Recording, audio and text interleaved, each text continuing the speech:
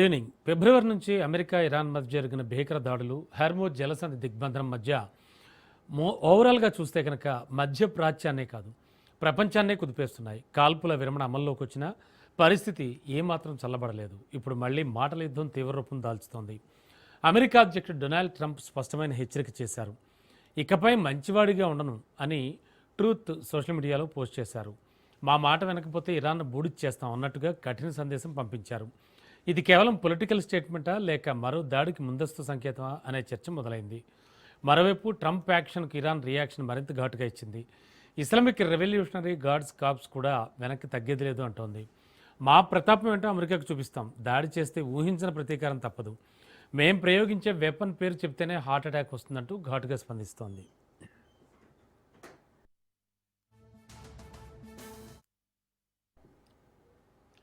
ఇప్పుడు అస్సలు సిసలైన ప్రశ్న, కాల్పుల విరమణ నిజంగా అమల్లో ఉందా లేక ఇది కేవలం యుద్ధానికి మధ్యలో వచ్చిన చిన్న విరామమా?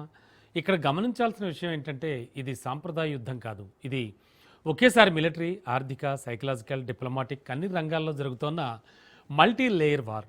ఒకవైపు ట్రంప్ హెచ్చరికలు, మరోవైపు ఇరాన్ కౌంటర్ వార్నింగ్స్. ఇది డెటెన్స్ గేమ్నా? అంటే ఒకరినొకరు భయపెట్టి వెనక్కి తగ్గించే వ్యూహమా లేక ఎస్కలేషన్ స్టేజ్లోకి వెళ్లే ప్రమాదం ఉందా? ఇంతలో రష్యా అధ్యక్షుడు వ్లాదిమిర్ పుతిన్తో ట్రంప్ 90 నిమిషాల ఫోన్లో చర్చలు జరపడం మరో ఆసక్తికర పరిణామం. యుద్ధం ఒకవైపు, శాంతి చర్చలు మరోవైపు. ఇది డిప్లొమసీనా లేక ఒత్తిడి పెంచే స్ట్రాటజీనా అనే అనుమానాలు కూడా వ్యక్తం అవుతున్నాయి.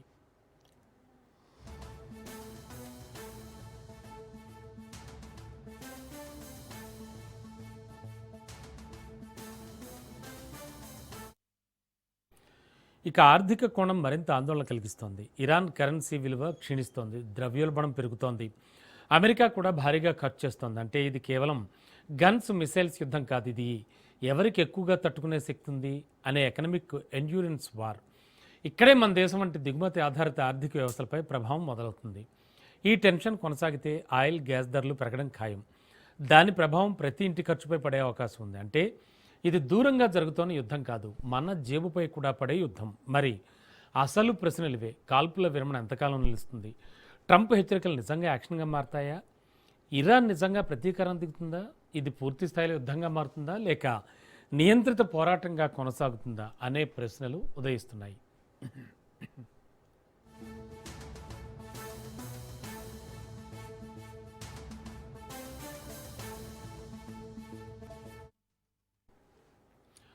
ఫిబ్రవరి, మార్చిల్లో భీకర దాడుల తర్వాత కూడా కాల్పుల విరమణ ఎందుకు నిలకడగా ఉండడం లేదు? ఇది నిజంగా శాంతి ప్రయత్నాల వైఫల్యమా లేక వ్యూహాత్మకంగా ఇరు దేశాలు యుద్ధాన్ని పాస్ చేసి మళ్ళీ ప్రారంభించేందుకు సిద్ధమవుతున్నాయా?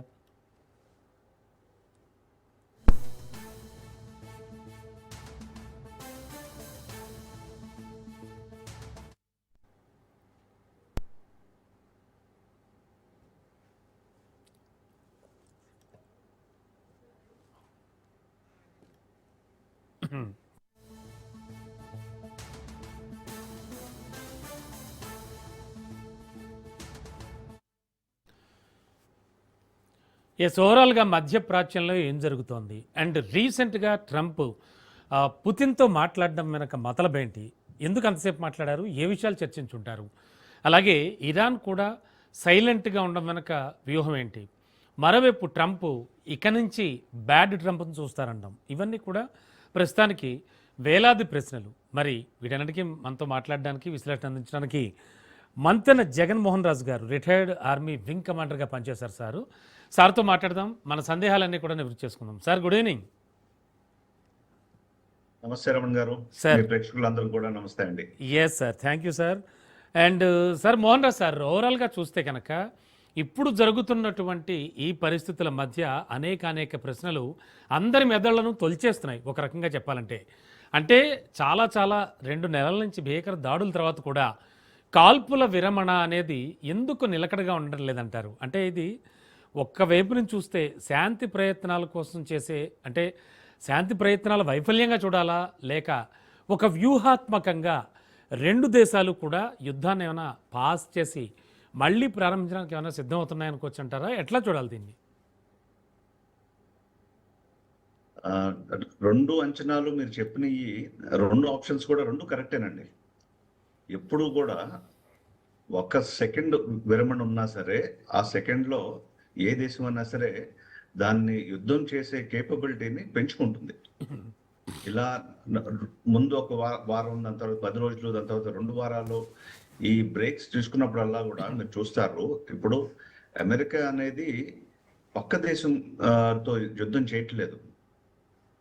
2 మహాసముద్రాలు దాటి అదే వాడు హిందూ మహాసాగరంలోకి వచ్చి వాళ్ళ ఎయిర్క్రాఫ్ట్ క్యారియర్స్ ని తీసుకొచ్చి వాటికి ఉన్న మిలిటరీ బేసెస్ ఏదైతే ఉన్నాయో, యుఏఈ కానీ, కువైట్ కానీ, ఖతర్ కానీ, సౌదీ అరేబియాలో కానీ ఉన్న బేసెస్ ని ఉపయోగించుకుంటా వాళ్ళు యుద్ధం చేస్తున్నారు. వీళ్ళతో పాటు ఉన్నది రెండో దేశం ఎవరు? ఇజ్రాయెల్. అవును సార్. అది కూడా పక్కనుందా? లేదండి, అది కూడా 1500 కిలోమీటర్స్ అవే. సో ఇవన్నీ కూడా ఇప్పుడు ఏదైతే మనం చూస్తున్నామో ఇది ప్రొజెక్షన్ ఆఫ్ పవర్ అంటారు. ఆ పవర్ ని ప్రొజెక్ట్ చేసుకునే దానిలో మనం చూడాల్సింది ఏంటంటే ఎలాంటి దేశం మీద ప్రొజెక్ట్ చేస్తున్నారు, ఏ టార్గెట్స్ పెట్టుకొని ప్రొజెక్ట్ చేస్తున్నారు. ఆ టార్గెట్స్ అయితే వీళ్ళు అనుకున్నట్టు అచీవ్ చేయలేకపోయారు. వీళ్ళ పాస్ట్ హిస్టరీ ఏంటి? ఇరాక్ లో డెజర్ట్ స్టార్మ్ 1-2 చేసి పూర్తిగా సదాం హుసేన్ ప్రపంచాన్ని పూర్తిగా డిస్ట్రాయ్ చేసేసి ఆ కంట్రీ మీద కంప్లీట్ కంట్రోల్ పెట్టుకొని దాని తర్వాత విత్డ్రా అయ్యారు స్ట్రాటజికలీ, అక్కడ లోకల్ గవర్నమెంట్ ఫామ్ చేసి. అలాగే సిరియాలోకి వెళ్ళి రష్యన్ సపోర్ట్ తో ఉన్న ప్రెసిడెంట్ ని, వాళ్ళ దేశాన్ని పూర్తిగా ఆల్మోస్ట్ డిస్ట్రాయ్ చేసి రిజిమ్ చేంజ్ తేగలిగారు. అదే ఊపులో మొన్న వెనుజులాలో చేసి చూస్తే literally 1 night, few hours, in fact few minutes అని డిక్లేర్ చేశారులేండి, అది కూడా కరెక్టే. Absolutely in few minutes they went in side the country, picked up the president ని అపహరించి వైఫ్ తో పాటు తీసుకెళ్ళిపోయారు వాళ్ళ దేశానికి. అండ్ ఆటోమేటిక్ గా మొత్తం రిజిమ్ చేంజ్ అయిపోయింది, వీళ్ళకి అనుకూలంగా అన్ని సాగుతున్నాయి అక్కడెప్పుడు. ఇరాన్ లో అలా చేయగలిగారా? Absolutely no. సో అలా చూసుకుంటే ఇప్పటిదాకా అయితే ఇరాన్ లో అమెరికా ఎఫర్ట్ కానీ, ఇజ్రాయెల్ ఎఫర్ట్ కానీ పార్షియల్లీ సక్సీడ్ అయ్యారు అంతే, చాలా వరకు విఫలమైనట్టే. ఎందుకు అంటే ఈ లాస్ట్ 39-40 years లో మీరు ఒక సివిలైజేషనల్ చేంజ్ చూసారు. The Persian people are not Arabic people. They have their own ancient history. Manakmalene, they have an ancient history. ఇప్పుడు in the recent times, last 1400 years, Islam ఉంది కానీ దాని ముందు కూడా for thousands of years they had a culture of their own and very, very highly advanced culture. So we are dealing with that kind of a culture in spite of 40 years of sanctions. వాళ్ళు ఈ లెవెల్లో వాళ్ళు చేసుకోగలిగింది ready చేసుకొని చాలా cheap గా, almost at 100th the cost, వీళ్ళు $1 million missile launch చేస్తే వాళ్ళు ఫ్యూ $1,000 డ్రోన్ తో కానీ మిజైల్ తో కానీ కౌంటర్ అటాక్ చేశారు ఇప్పటిదాకా. సో దాని మూలాన కూడా America has been replenishing itself తప్పకుండా. ఇంకొక రకంగా చూసుకుంటే అమెరికా కూడా మధ్యలో it gave a chance. Yes, top leadership అంతా తీసేసాము, which absolutely 100% correct. Excellent intelligence sources తో మొత్తం ఇరాన్ టాప్ లీడర్షిప్ ని లేపేశారు. ఇప్పుడు కూడా though they are declaring Mojtaba Khamenei is the chief, ఆయన ఎక్కడా కనిపించలేదు. నాట్ ఎ సింగిల్ మనకేమనాలి ఫోటో కానీ, వీడియో కానీ, ఇంకోటి కానీ లైవ్ అంతవరకు లేదు. సో అది మటుకు డెఫినెట్లీ అచీవ్డ్. బట్ వాళ్ళు అర్థం చేసుకోలేంది, ముందు తెలియంది వీళ్ళకి ఏంటి అంటే ఆల్మోస్ట్ ప్రతి స్ట్రీట్ లెవెల్లో, ప్రతి స్కూల్లో ఐఆర్జిసి కాంపోనెంట్ వాజ్ దేర్. వాళ్ళు సో ఆ లెవెల్లో సొసైటీలో పాకి ఉన్నారు వాళ్ళు with weapons. So they are able to control the local population నుంచి ఇంకేముంది మనకి ఫస్ట్ వారం రోజుల్లోనే టాప్ లీడర్షిప్ ని మొత్తం తీసేయగానే మొత్తం లోకల్ పాపులేషన్ అంతా రోడ్ మీదకి వచ్చి ఇంకా they will take over the country అని వీళ్ళ అంచనా. అండ్ డిక్లేర్ చేశారు కూడా ఇలాగే అవుతుందని. అలా అయ్యిందా? అవ్వలేదు. ఎందుకంటే they still have a lot of control. మధ్యలో అన్నారు internally almost 50,000 Iranians who stood against the government were eliminated అని. అది కూడా మనం ఆశ్చర్యపోవక్కర్లేదు. అది కరెక్ట్ అవ్వచ్చు, మనకి ఎగ్జాక్ట్ ప్రూఫ్ అయితే లేదు కానీ దాని గురించి మాట్లాడటానికి. వెస్టర్న్ పవర్స్ కూడా యుఎస్ కానీ ఇజ్రాయెల్ కానీ అది వాళ్ళు కూడా చూపించలేకపోయారు ఏమి టు కంప్లీట్లీ అసర్టన్ ఎస్ ఇలా అయింది, ఇంతమంది చనిపోయారు అని. కానీ మనకి ఇప్పుడు చూసేది మటుకు కంప్లీట్ కంట్రోల్ ఐఆర్జీసీ ఇప్పుడు కూడా మేనేజ్ చేస్తున్నారు. ఇంకొకటి ఏమైందంటే లోకల్ కమాండర్స్ వాళ్ళ లెవెల్లో వాళ్ళు కంప్లీట్లీ డెసిషన్స్ తీసుకుంటున్నారు. లాస్ట్ డెసిషన్స్ ఆల్రెడీ డిక్లేర్ చేసి ఉన్నాయా, ఆ క్లారిటీ వాళ్ళకు ఉందా, లేకపోతే రోగ్ ఎలిమెంట్స్ గా వాళ్ళు మేనేజ్ చేస్తున్నారా అనేది. బికాస్ వీళ్ళందరూ కూడా హైలీ అల్ట్రా రాడికలైజ్డ్ అండి. రాడికలైజేషన్ అంటే మనం మన దేశంలో కూడా చూసాం ఎంతో ఏ హద్దు వరకు వెళ్తారు వీళ్ళు అనేది. అవునండి. సో ఆ లెవెల్లో ప్రతి ఒక్కళ్ళు రాడికలైజ్డ్ సార్. అయితే sir and they have control over all the weapon systems sir వాళ్ళ లెవెల్లో. సార్ నేను ఇకపై మంచివాడిగా అయితే ఉండను, మాట వినకపోతే ఇరాన్ బూడి చేస్తాను అంటే ఈ వార్నింగ్ని అంటే ఇది రాజకీయ ఒత్తిడి సాధనంగా తీసుకోవాలా దీన్ని, లేదా ఒక సైనిక చర్యకు ముందస్తు సంకేతమా? అంటే ఈ వ్యాఖ్యని మొత్తం ఓవరాల్గా అంతర్జాతీయ సమాజం ఎంత సీరియస్గా తీసుకోవాలంటారు ట్రంప్ చేసిన ఈ వ్యాఖ్యలు? ఫస్ట్ థింగ్ అండి, ఏ దేశీ ప్రధాని కూడా ఇలాంటి వ్యాఖ్య చేయటానికి అర్హుడు కాదు. ఎవరిని కూడా బూడిది చేసేస్తాను, దేశాన్నే మొత్తం లేపేస్తాను అనేది it amounts to absolute genocide. మరి ఆయన అంత పెద్ద హోదాలో ఉండి మోస్ట్ పవర్ఫుల్ దేశానికి ప్రధానిగా ఉండి, ప్రెసిడెంట్ గా ఉండి, రాష్ట్రపతిగా ఉండి అలాంటి వ్యాఖ్యలు ఎందుకు చేస్తున్నారు? ఆయన చేసినప్పుడు మరి ఆయన సలహాదారులు కానీ ఇంకోళ్ళు కానీ ఎందుకు ఆపట్లేదు అనేది మరి దేవుడికే తెలియాలి. దిస్ ఇస్ అన్యాక్సెప్టబుల్ నిజంగా. మీరందరూ కూడా తెలుసు. ఓకే, ఒకటి స్టేట్మెంట్ అయితే ఆల్రెడీ చేసేసారు. సో ఎందుకు చేశారు అనేది అదొక పక్కన పెడదాం. ఇప్పుడు చేశారు కాబట్టి will he be able to execute it? I'm not certain అండి. ఇది కేపబిలిటీ అమెరికా ఉందా? ఎస్, కేపబిలిటీ అయితే ఉంది. అలా అని చెప్పి ఇలా చేస్తే కథమా ప్రపంచం కామ్గా చూస్తూ ఊరుకుంటుందా? అది వాళ్ళ ఓన్ మిలిటరీలో అందరూ ఆయన చెప్పింది చేస్తారా? అది మనం ప్రశ్నించవచ్చు. Yes sir. And IRGC counter హెచ్చరికలు ఇవ్వడం కానీ అంటే మరోసారిది పూర్తి స్థాయిలో ఒక యుద్ధ సన్నద్ధతను ఏమైనా సూచిస్తోందంటారా, లేదా ఇది కేవలం పొజిషన్ ఎలా ఉందంటే అండి సార్? సారీ చెప్పండి please.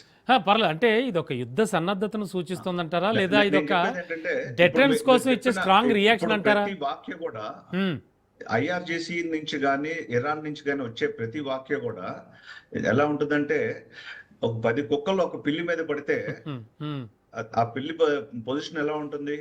Do or die fight లోనే ఉంటుంది.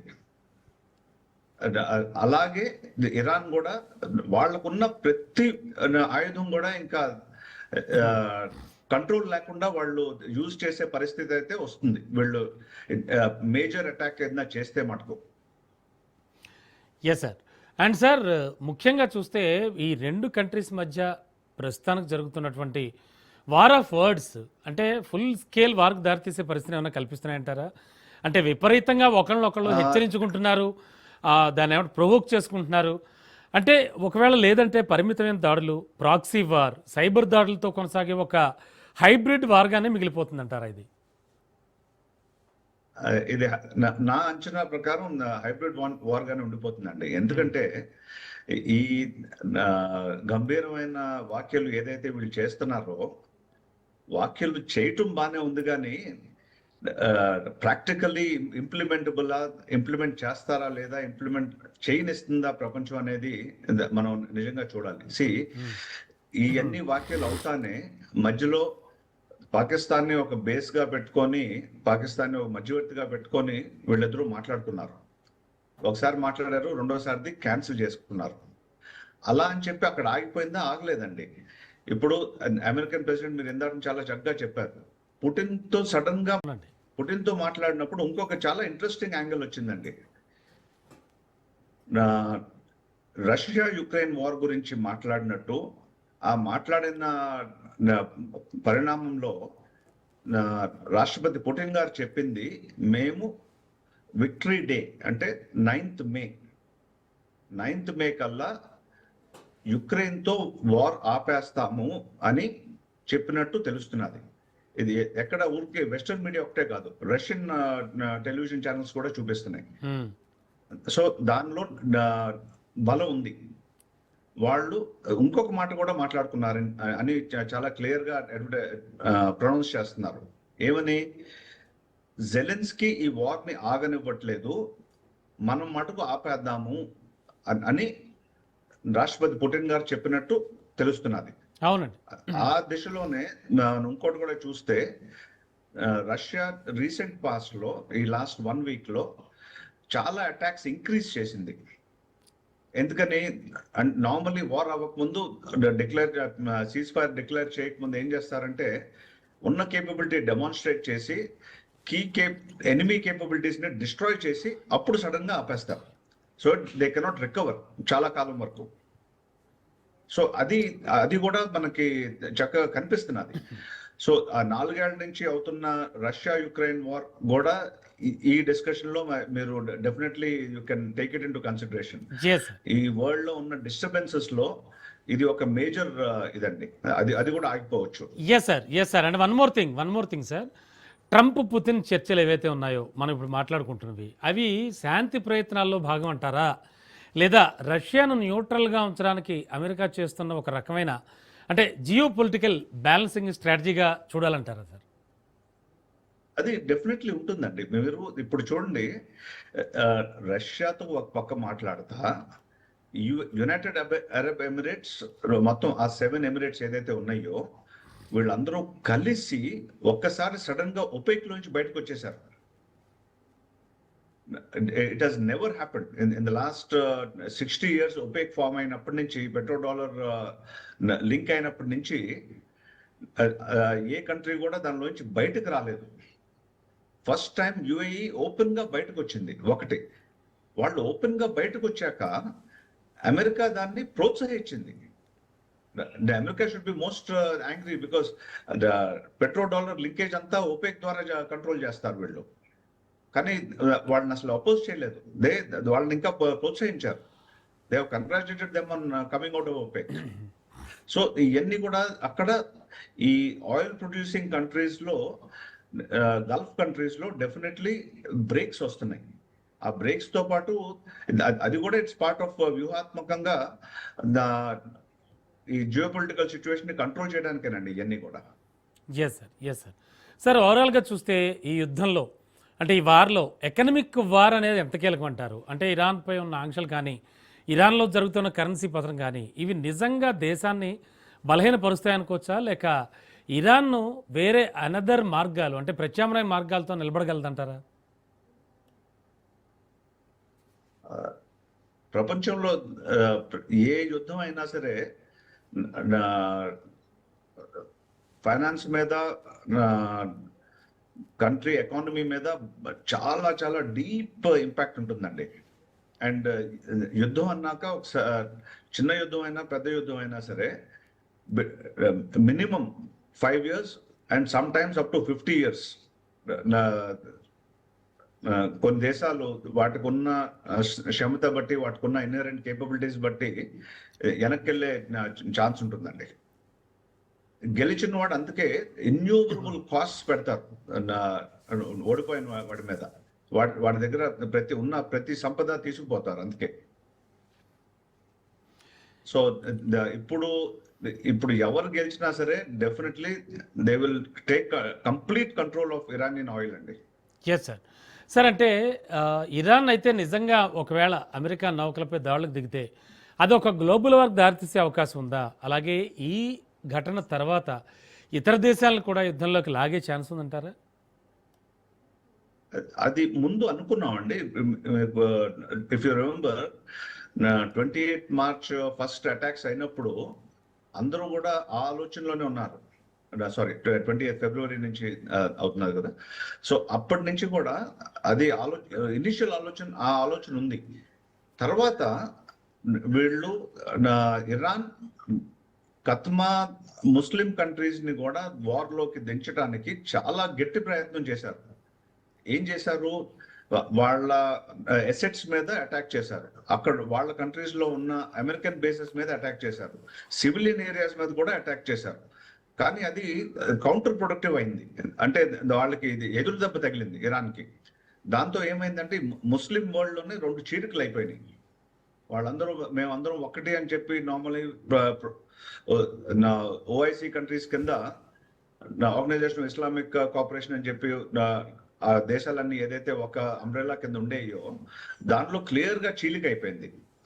సో ఇప్పుడు వైడర్ ఇంప్లికేషన్ అంతా ఉండకపోవచ్చు అండి. ఇంపాక్ట్ ఉంటుంది. మనందరం కూడా ఎఫెక్ట్ అవుతాము, ప్రపంచం అంతా కూడా. బికాస్ ఆల్మోస్ట్ 25-30% వరల్డ్ ఆయిల్ ఇక్కడ నుంచి కదులుతుంది కాబట్టి. అండ్ ఆయిల్ మనకి ఇంధనం, ప్రతి దానికి ఇంధనం అదే కదండి.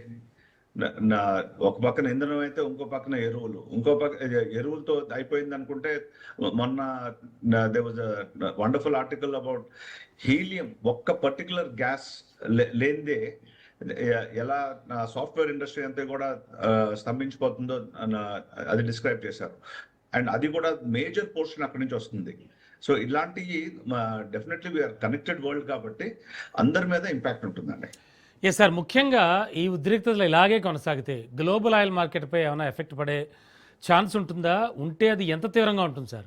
ఒపెక్ కావచ్చు, ఇందాక మీరు చర్చించినట్లు ఇతర ఆయిల్ ఉత్పత్తి దేశాలు అసలు ఎలా రియాక్ట్ అయ్యేటువంటి ఛాన్స్ ఉంది? ఇనిషియల్లీ అయితే ఆయిల్ ప్రైస్ పెరిగిందండి. కానీ very soon it has to stabilise. ఎందుకంటే ఇప్పుడు ఫర్ ఎగ్జాంపుల్ మనమే ఉన్నాము, మనం 80% ఆయిల్ మనం దిగుమతి చేసుకుంటాం. ఈ ప్రాసెస్ లో మనకి ఆల్టర్నేట్ సోర్సెస్ చాలా బాగా ఎస్టాబ్లిష్ చేసుకున్నాం వెంటనే ఈ ప్రమాదం అవ్వగానే. ఒక పక్కన రష్యా నుంచి వస్తున్నది, ఇంకో పక్కన అంగోలా నుంచి వస్తున్నది, నైజీరియా నుంచి వస్తున్నది, ఆఫ్రికన్ కంట్రీస్ నుంచి తీసుకుంటున్నాము. Reinitiated our ties with Venezuela and America itself. So ఇలాగా డైవర్సిఫై చేసుకొని మన ఎనర్జీ రిక్వైర్మెంట్స్ ఏదైతే ఉన్నాయో ప్రతి కంట్రీ కూడా మనకు మళ్ళీనే వాటికున్న కేపబిలిటీ బట్టి, వాళ్ళకున్న లీడర్షిప్ బట్టి వాళ్ళు సెక్యూరిటీ క్రియేట్ చేసుకుంటారండి. అలా అని చెప్పి పాకిస్తాన్ లాంటి దేశంలో, బంగ్లాదేశ్ లాంటి దేశంలో అన్ని స్తంభించినాయి. అది అక్కడ లీడర్షిప్ లేని మూలన. సో ఈ ప్రాబ్లమ్స్ డెఫినెట్లీ ఉంటాయండి. ఎక్కడెక్కడైతే లీడర్షిప్ లేదు, వాళ్ళకి ఆలోచన లేదు, వాళ్ళకి విజన్ లేదు అని అవన్నీ క్లియర్ గా మనకి ఇప్పుడు తెలుస్తుంది. మన దేశంలో మనం ఎంత ప్రొటెక్టెడ్ గా ఉన్నాము, ఎంత హ్యాపీగా ఉన్నాము అనేది మనం we can keep complaining about the government, కానీ I'm not a government spokesperson. But మనం ఒక దేశ పౌరుడిగా మనం చూసుకోవచ్చు మన చుట్టూరు మనకి ఇంత డేంజరస్ సిచ్యువేషన్ కూడా చాలా కంఫర్టబుల్ గా ఉన్నాం మనం. Okay sir. ముఖ్యంగా మన దగ్గర నుంచి మాట్లాడుకుందాం, మన గురించి మాట్లాడుకుందాం సార్. భారత్ లాంటి దేశాలపై దీని ఎఫెక్ట్ ఎలా ఉండబోతుంది అంటారు? పెట్రోల్ కావచ్చు, డీజిల్, గ్యాస్ ధరల పెరుగుదలతో పాటు ద్రవ్యోల్బణం కావచ్చు సార్, రవాణా, అలాగే వ్యవసాయం, ఈ మొత్తం పరిశ్రమలు, వీటిపై ఎంతవరకు ప్రభావం పడే అవకాశం ఉందంటారు? ఇప్పటికే సిటీల్లో చూస్తున్నాం, అటు ఏపీలో కావచ్చు, ఇటు తెలంగాణలో కావచ్చు, పెట్రోల్ బంకులన్నీ కూడా నో స్టాక్ బోర్డులు. ఆఫ్ కోర్స్ అది దానికి కారణం ఏదైనా కావచ్చు, కానీ ఒక సిచ్యువేషన్ అయితే నెలకొనుంది. సో భారత్పై ఇలాంటి ఎఫెక్ట్ ఎంతవరకు ఉండొచ్చు అంటారు? నేను మన తెలుగు రాజ్యాలు రెండోట్లలో కూడా ఎందువలన ఇది అవుతున్నది అనేది మనం కొంచెం ఆలోచించాలండి. తెలంగాణ అయితే clearly it seems to be an effect of Congress government not doing adequate public discourse and public control. లేకపోతే నేను ఇప్పుడు ఢిల్లీ నుంచి మాట్లాడుతున్నాను. ఢిల్లీలో ఏ ప్రాబ్లము లేదు. ఏ పెట్రోల్ బంక్ లో నార్మల్ ట్రాఫిక్ కన్నా ఎక్కువేం కనిపించలేదు. సో మనకి సడన్ గా ఓన్లీ తెలుగు రాజ్యాల్లో ఎందుకు అవుతున్నది అంటే, ఎప్పుడైనా సరే అన్ని ఉన్నా సరే ఒక పుకార్ మనం లేపాము అంటే సడన్ గా మనకున్న ఈ పానిక్ బటన్ ప్రెస్ చేయడం అంటారే, అలాగా అవసరం ఉన్నా లేకపోయినా వెళ్ళి ఏదైనా తీసుకుంటే అది డెఫినెట్లీ కొరతకు కారణం అవుతుంది. ఆ కొరత ఇప్పుడు మనం ఐ థింక్ ఆంధ్రాలో ఆల్రెడీ ఆంధ్రప్రదేశ్లో లాట్ ఆఫ్ గవర్నమెంట్ ఇంటర్వెన్షన్ అయింది అనుకుంటాను. వేర్ దే హ్యావ్ సెడ్ ఇలా అవసరం లేనప్పుడు తీసుకోమాకండి, కంట్రోల్ చేసుకోండి, అసలు ప్రాబ్లం లేదు, సప్లైస్ వస్తున్నాయి అని. సప్లై డెఫిసిట్ అయితే ఉంటుందండి. ఎంతవరకు ఉంటుంది, రేట్లు ఏ ఉంటాయా? Definitely they will be a change. World తో పాటు ఇప్పటిదాకా మనం ఒకటి చూసాము, ఎలక్షన్స్ 4 రాజ్యాల్లో అవుతున్నప్పుడు జనరల్లీ ఏ సెంట్రల్ గవర్నమెంట్ అయినా సరే వాళ్ళకున్న రిక్వైర్మెంట్స్ బట్టి, వాళ్ళకున్న ప్రొజెక్షన్స్ బట్టి ఎక్కువ చేంజెస్ చేయవు. అది అయిపోయాక డెఫినెట్లీ ఎవరో ఒకళ్ళు ఈ లాస్ బేర్ చేయాలి కదండి. So ultimately it will come to the consumer. Consumer అంటే మీరు నేను, మన మీదకి వస్తుంది. అది ఎంత వస్తుంది, ఎంతవరకు గవర్నమెంట్ అబ్జార్బ్ చేస్తుంది అనేది మనం చూడాలండి. Sure sir, thank you sir, thank you so much. చాలా చక్కటి విశ్లేషణ అందించారు. సో ఇది ఇవాల్టి ప్రత్యేక విశ్లేషణ కార్యక్రమం చూస్తున్న